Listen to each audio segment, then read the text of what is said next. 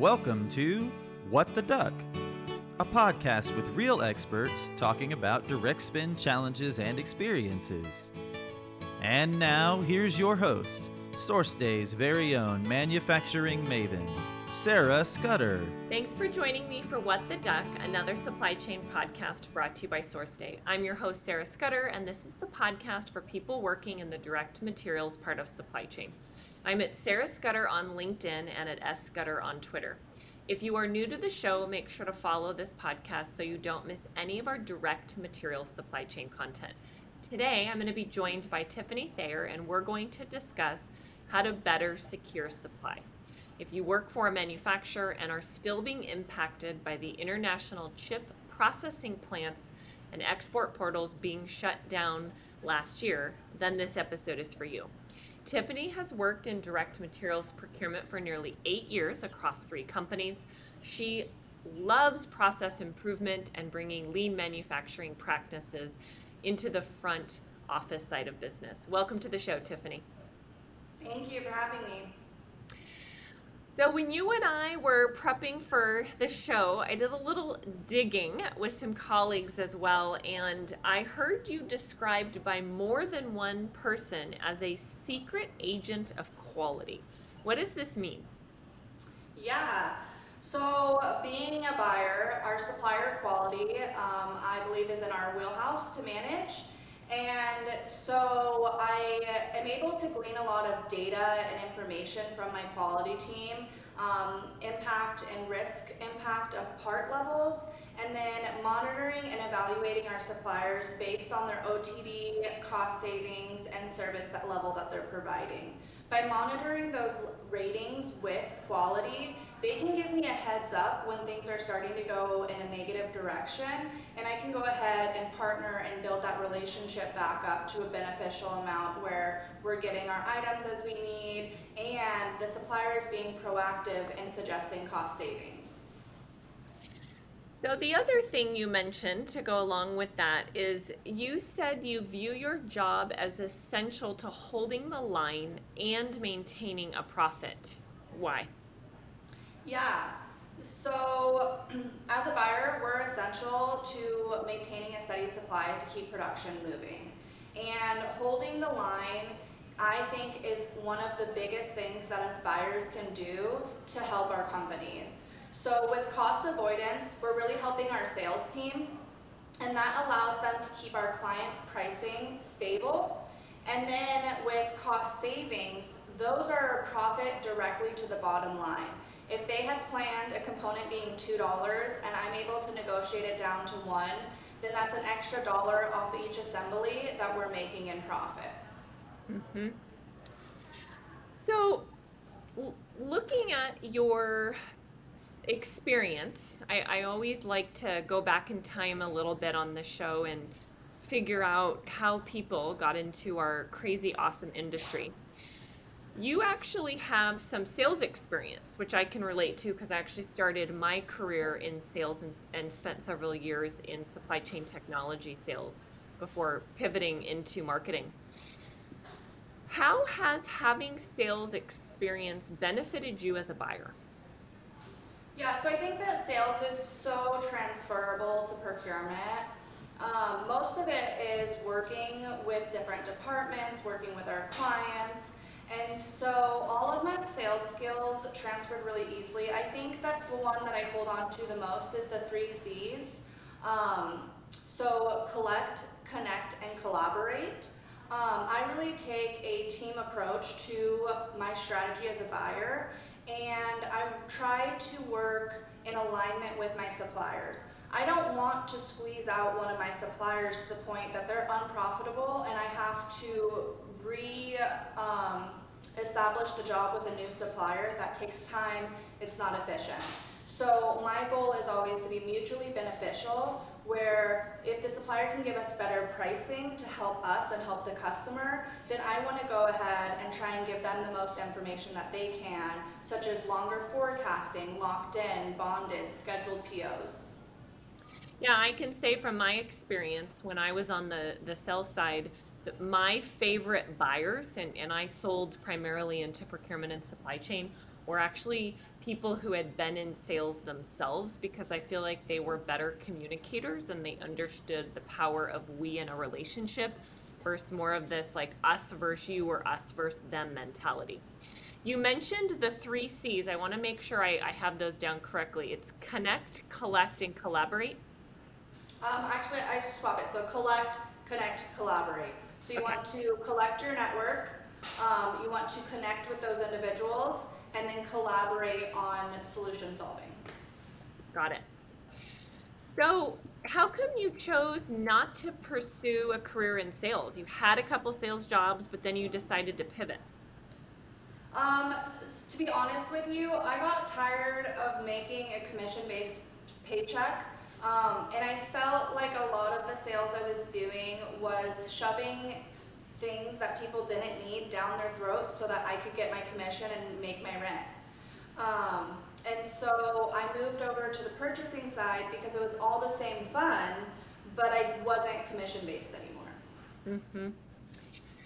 Yes, I remember the days of very, very low pay, base pay, right? Heavy, heavy commission. Stressful every end of quarter and every end of year. The other thing that I think is a little interesting about your background is you also have a background in accounting. So how did that help or benefit you in the transition to become a buyer? Yeah, so that was all the way in the beginning. I wasn't quite sure what I wanted to do, but I know I liked money. So it seemed smart to start going to school to get my accounting degree. And after receiving my AA degree, I started with a company doing half AP, half buying. I wasn't even looking at the purchasing or the buying part of it. And then once I was in that position, I just fell in love with being a buyer. I think one of the benefits though is that each department speaks its own language. Production speaks in work orders, accounting speaks in invoicing, sales speak in sales orders.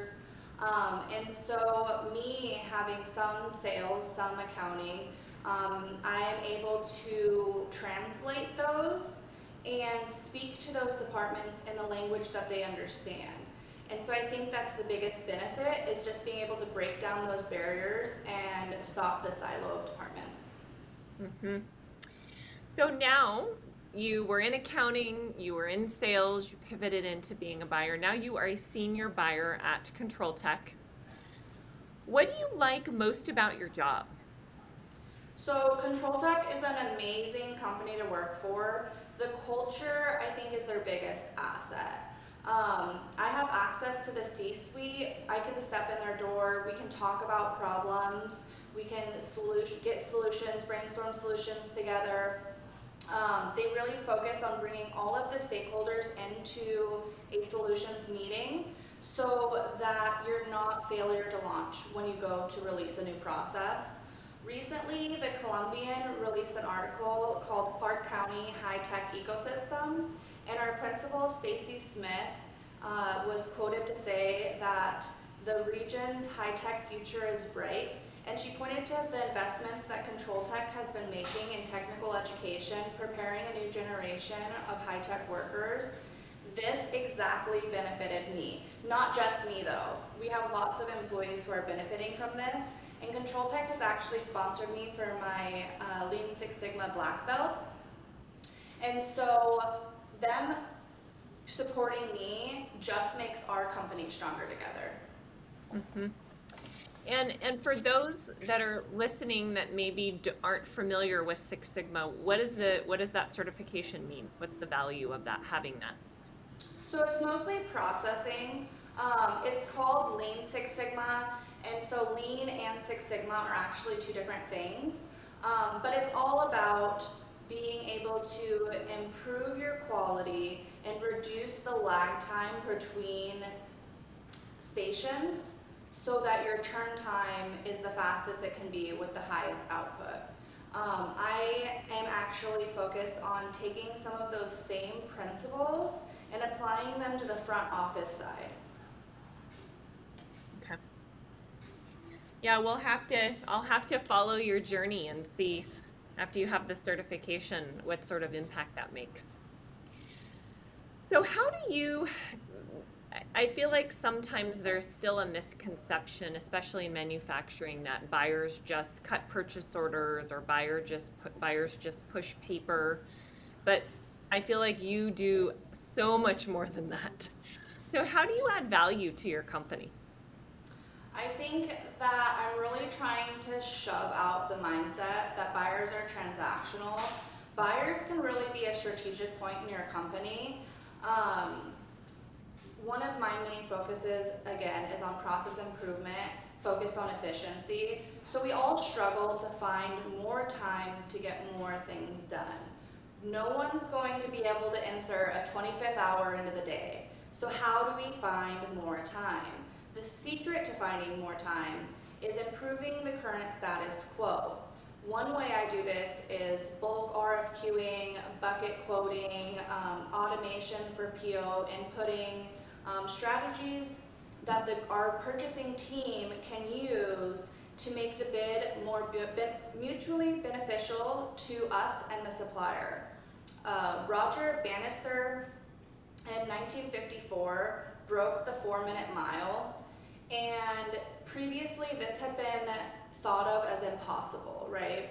But he proved that it was possible, and after he broke that glass ceiling, tons of athletes started to be able to run faster than a 4-minute mile. I think the same principles can be put into our workday. So what I try and do is show that it's possible to do things and then collaborate with my team to fine tune it. So we're creating the time. If something used to take us 2 hours and I can get it down automated to 20 minutes, that's an hour and a half that I now have, and that's my 25th hour. Hmm. What's the most important problem you've solved in the last 3 months?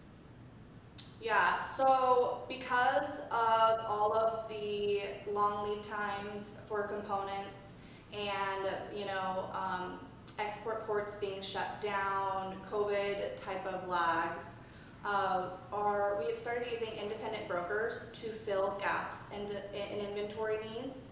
And I think we went up almost 400% as far as how much we're using those. So we didn't have a great process in place for counterfeit mitigation. And so that's what I looked at. And we were able to evaluate the AS specs, the aerospace standards. We also reviewed the International Organization for Standardization, the ISO certs, and we were able to identify 3 that would really decrease our risk using independent brokers. So AS 6171 is a testing standard, AS 9110 is a QM for stock list distributors, and then CCAP 101 is a counterfeit avoidance program. So we built those testing requirements into acceptance of all parts. We were able to analyze each purchase based on the vendor risk, the part risk, transaction risk, and assembly risk. And this really gives us a good picture of what level testing is needed, and we have not had any counterfeit parts come into the plant since the program was launched. So this is interesting. Counterparts are not necessarily something that I would even think of or comes to mind. So this is a pretty big problem then industry-wide? Yeah. Yeah, so currently the US doesn't have any chip manufacturers, which to me is a really scary thing when you sit in your room and you look around you at how many things have electronic chips in it, and knowing that if there was, an end of times event, the US has no chip manufacturers. All of that's going away. And so basically in countries that do produce chips, for example, China, they will have one facility and different manufacturers will rent out time in that facility. So the US normally only accepts the top grade of those chips that are produced in those plants. However, they will actually produce grade A, grade B, grade C. So there's a lot more variance that you have to be careful of. And sometimes, there's just bad people. And they'll mislabel, mismark parts. Maybe it looks similar and they put a new manufacturer over it, but it's not going to work for what we need. So it's really important for us that we establish the line to the authentic distributor, the authorized distributor, not authentic, I apologize. The authorized distributor, and make sure that our parts are operating per manufacturer's spec. Mm-hmm. Yeah, interesting. I feel like that maybe is a whole nother show conversation about counterfeit parts and materials because, I mean, now that you say it, it seems obvious. If we have no local production, you're relying on the goodwill of other countries to Yeah, send you what we're they really lucky though. Actually, the CHIPS Act was recently signed, and they are going to start building some manufacturers within the US. So things are looking up. But that's going to take a couple years for them to get on the boots rolling. So the topic of our chat today is how to better secure supply. And you mentioned that one of the major challenges you had to overcome is long lead times. So would like to have you explain what is a long lead time, because what I'm thinking in my mind may be completely different than what you're experiencing. And then how did you fix this problem? I mean, it seems like it's not fixable. Yeah, so I think fix is a pretty strong word. But what am I doing to proactively manage it, right? So a long lead time to me, anywhere from 32, 55, 72, and allocated parts could be as far out as 99 weeks. So what are we doing to overcome this? A couple things. I'm trying to strengthen the relationship with my program managers because the more communication I can get down to our customers, something I was working on today was doing a BOM lead time for them. So if our customers have the correct lead times in their systems, their ERP should be forecasting, letting them know how far in advance to place orders with us. And then on our side, we're able to go off a few things. I would say it's about 25% historic. Have we ran this job for several years? What's the standard run rate? 50% is based on the booked sales orders. And about 25% of it I would just call magic. And for those that may not know, what's a BOM? A bill of materials. So the bill of materials is going to list out each component and how many per build. And so then I try to work smarter, not harder. And a lot of my distributors have software. They can just upload it. It's going to output the lead times, pricing, all of that. So I just send it to them, and that's another way where managing the relationship helps me get my stuff done more efficiently. Mm-hmm. Yeah, so you've mentioned multiple times supplier relationships, improving supplier relationships. How do you go about doing this? I mean, you and other buyers are just so busy throughout the day. How do you even have time to focus on and prioritizing these relationships? I just like talking and checking in with people, so that's a little bit of my gift of gab. But I think that using rich communication channels help me to build those relationships. I like to set really clear expectations with my suppliers. Like one of my expectations is when I'm doing their supplier scorecards, I will rate them based on their cost savings. And so the top score is reserved for suppliers who are being proactive and suggesting things that can give us cost savings or reduce our costs, or reduce our lead time, reduce transit costs, things like that. And so by setting up the expectation with them that if they want to get a top score, they have to propose ideas back, kind of helps get that started. You were asking, why supplier relationships are so important. And this one is, I like to reference it to like breaking down in with your car. So when you have a strong relationship with your suppliers, it's like breaking down with your car on the side of the road. If I call my best friend and I'm like, hey, my car broke down, it's an emergency, I need you, they're gonna be there for me. I've had CSRs who have gone out to the production line and boxed my components. I have had sales reps who have gone to bat for me against their managers so we can get better bonded pricing. Those are the people who can work the magic within your suppliers' organizations. And so that's why it's so important. I can throw, my weight around all I want, but having somebody in the inside who wants to mention your company or your guys' project on the inside and elevate it to a position of priority is going to get you better service. That then brings me to another question around what skills do you think buyers need to be good at supplier relationships? Because I would argue someone who's been in the industry for 30 or 40 years may not necessarily have the skill set that's needed today to work on this collaboration. What skills are needed? I think that you have to be a people person. I think that you need to have organization. You need to have creativity. If you look at your workload as individual items that you have to touch, it's so slow. So by being creative and knowing how you can take your commodity of direct materials or whatever commodity you're buying and make it appealing to your suppliers.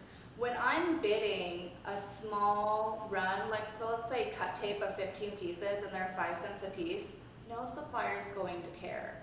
But when I give them a bucket quote, of 100 of these and the total order is now $300, they're gonna care a little bit more. So definitely those communication skills, outside the box thinking, and organization, I think are pretty important. Well, thank you for discussing today how to better secure supply, Tiffany. Where would you like to send people to find you? Yeah, they can just find me on LinkedIn, Tiffany Thayer, Thayer. If you missed anything, you can check out the show notes. You can find us by typing in What the Duck, another supply chain podcast in Google. To have optimal search results, make sure to add another supply chain podcast at the end of your search. To ensure you don't miss a single episode, make sure to follow this podcast and subscribe to us on YouTube. I'm at Sarah Scudder on LinkedIn and at S Scudder on Twitter. This brings us to the end of another episode of What the Duck, another supply chain podcast. I'm your host, Sarah Scudder, and we'll be back next week.